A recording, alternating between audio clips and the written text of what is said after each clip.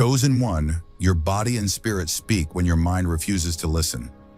What you called a breakdown was actually an alarm, and it didn't come to destroy you.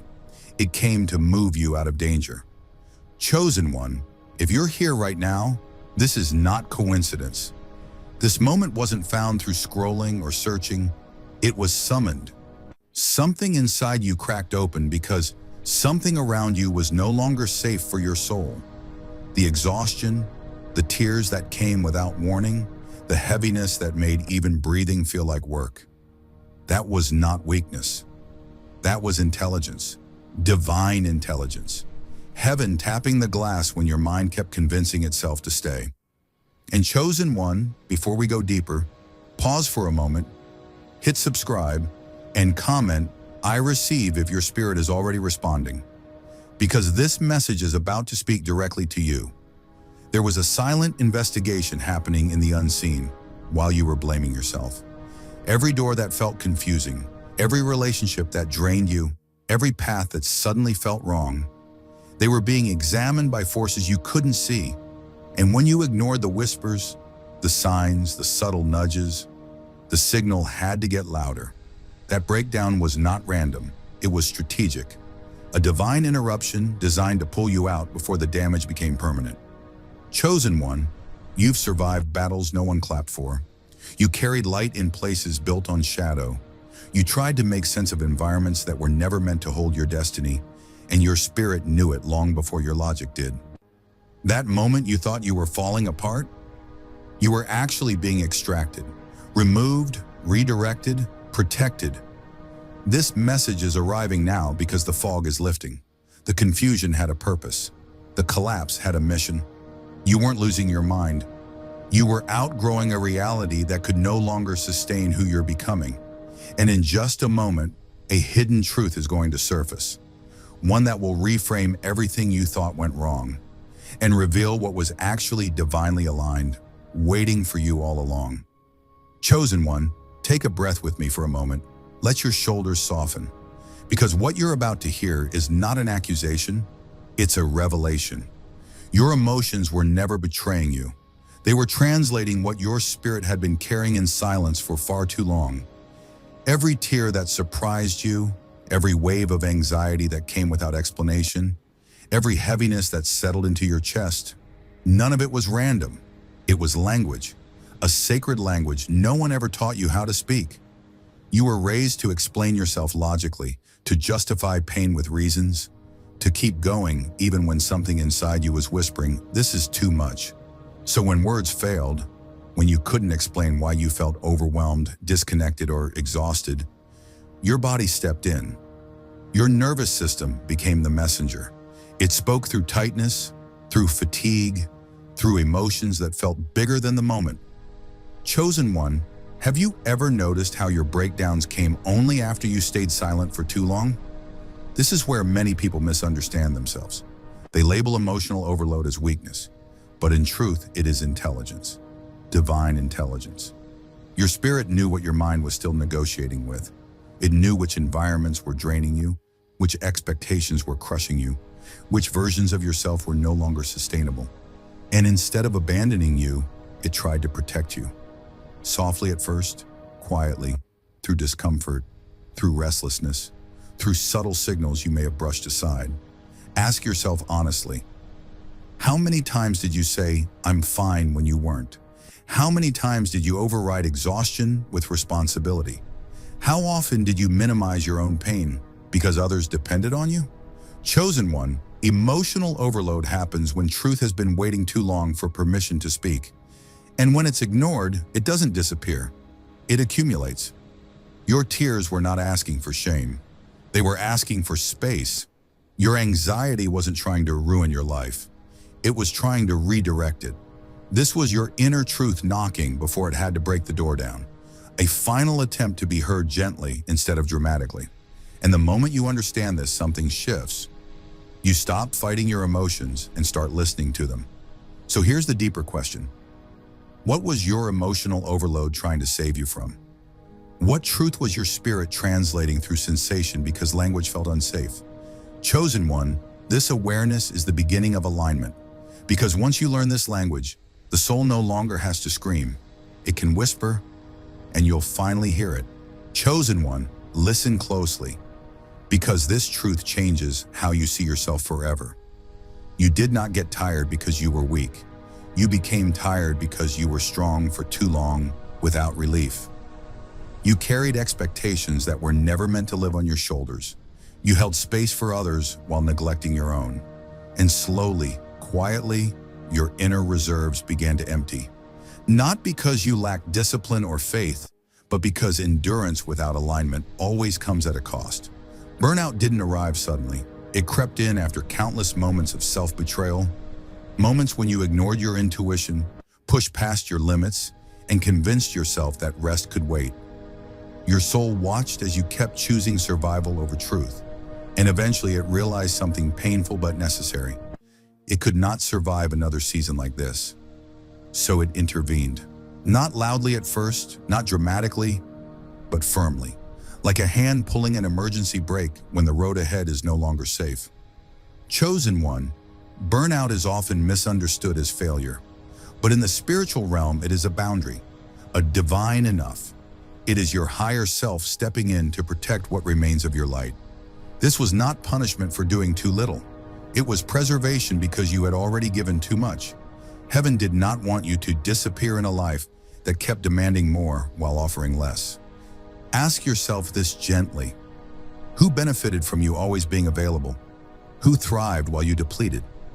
And why did you believe your worth was tied to how much you could endure? Burnout forces these questions to the surface because it removes your ability to keep pretending. It strips away the illusion that you can pour endlessly without being refilled. This is where the shift happens. When the body shuts down, the spirit speaks louder. It says, we cannot continue like this, not as a threat, but as truth. Burnout is a system designed to stop the slow erosion of your essence. A sacred interruption that halts the leak before your light is gone entirely. Chosen one, notice this. Burnout didn't take your gifts away. It paused them. It didn't end your calling. It protected it. And now as you stand in this stillness, ask yourself, what would it look like to live without abandoning yourself? What would change if rest became obedience instead of guilt? Because this season isn't about quitting your life, it's about saving it.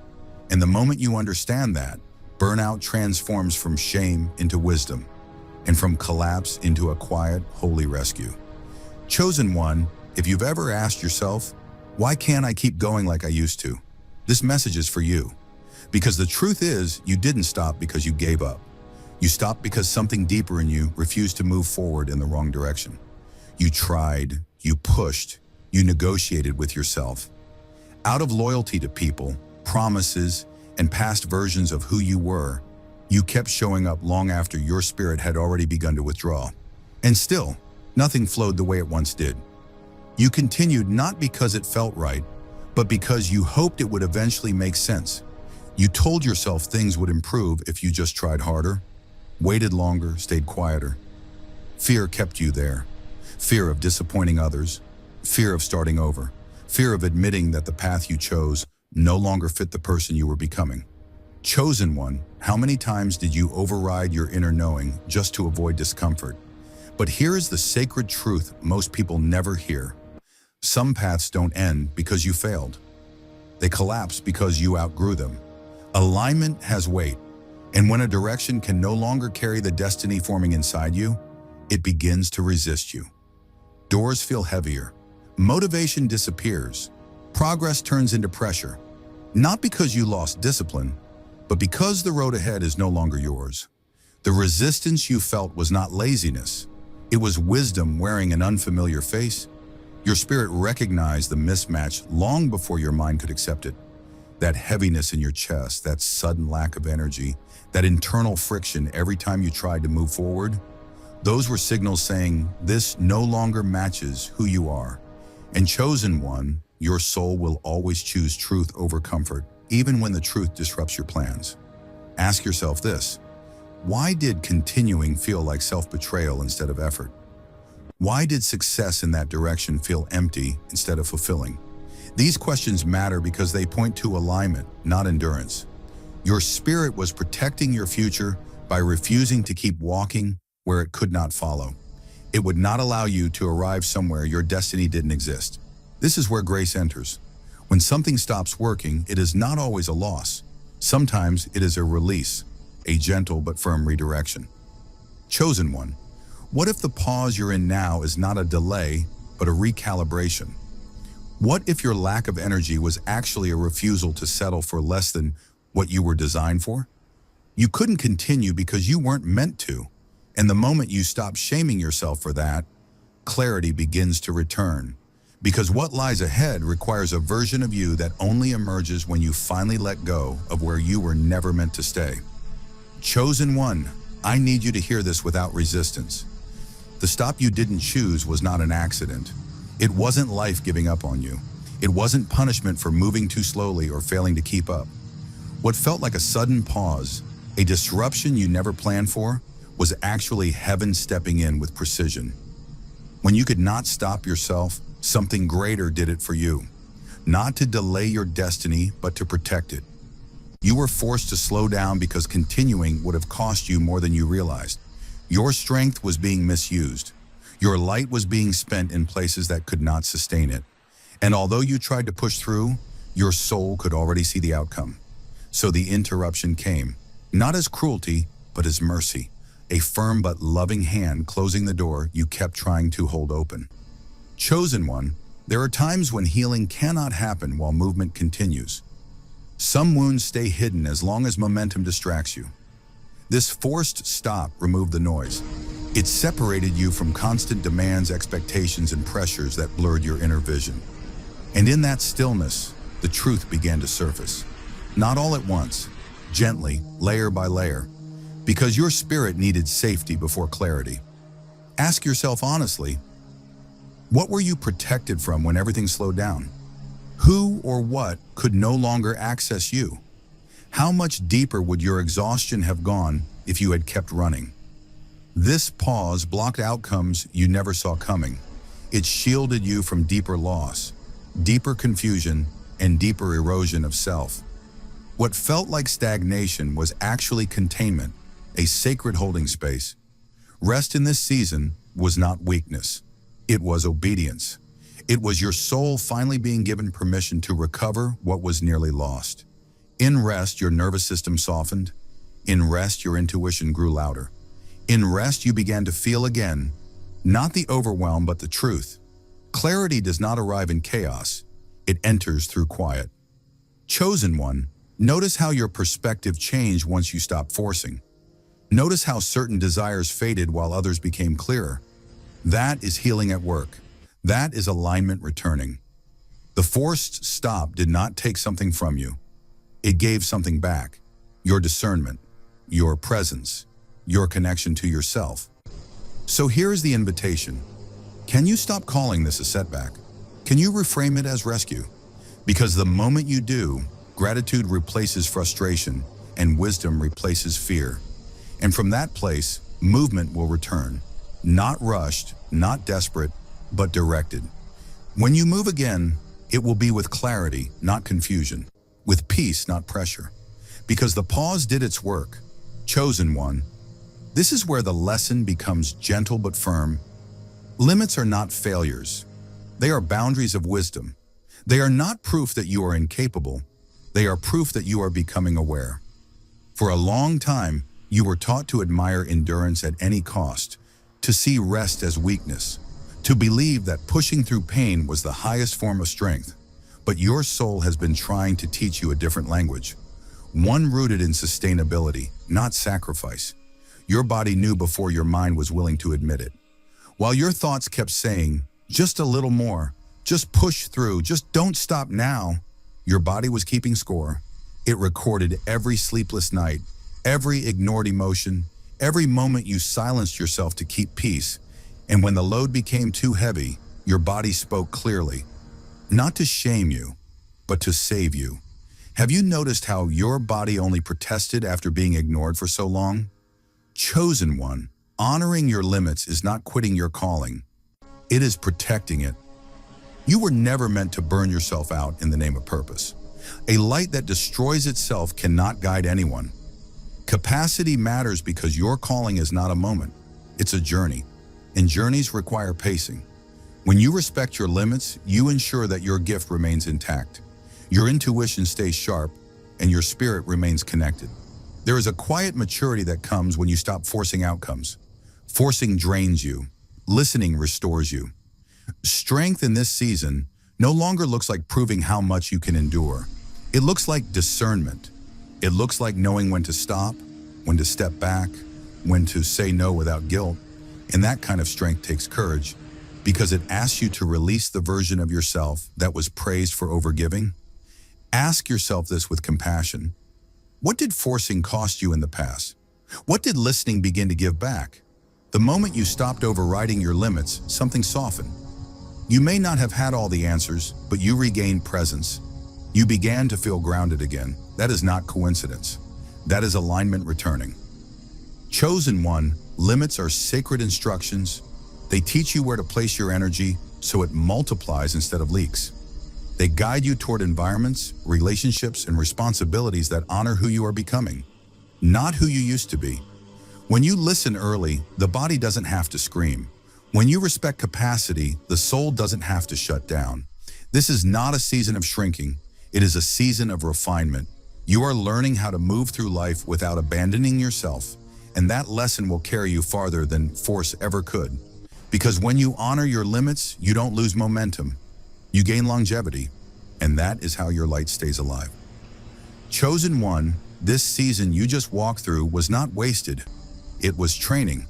Pain may have been the classroom, but awareness was the lesson. What overwhelmed you? What slowed you down?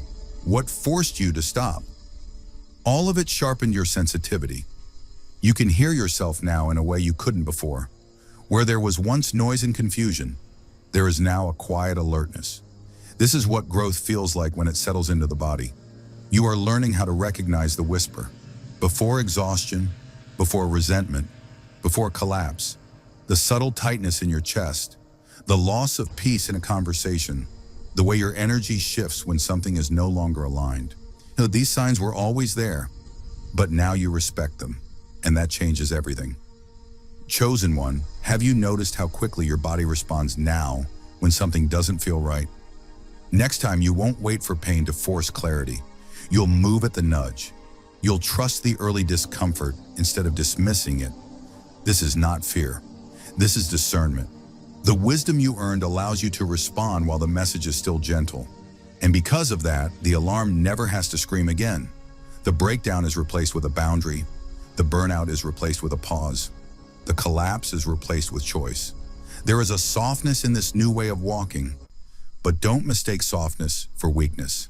This is refined strength, the kind that doesn't need to prove itself through suffering, the kind that listens, adjusts, and protects its peace without apology.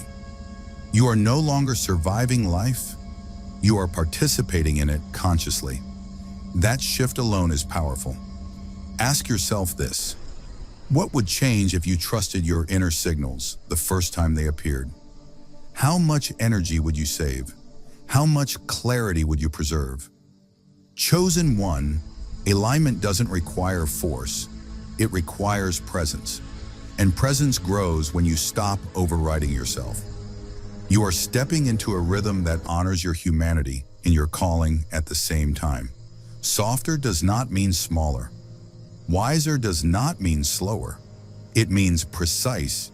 It means intentional. It means your movements are guided instead of reactive. And when you move like this, life no longer has to interrupt you dramatically. It can guide you gently. This is how you walk forward now, with awareness instead of urgency, with trust instead of fear, with alignment instead of endurance. And as you continue, you'll notice something sacred. Peace becomes your signal. When it stays, you're aligned. When it fades, you adjust. No collapse required, no screaming alarm, just a quiet, steady knowing, leading you exactly where you're meant to go.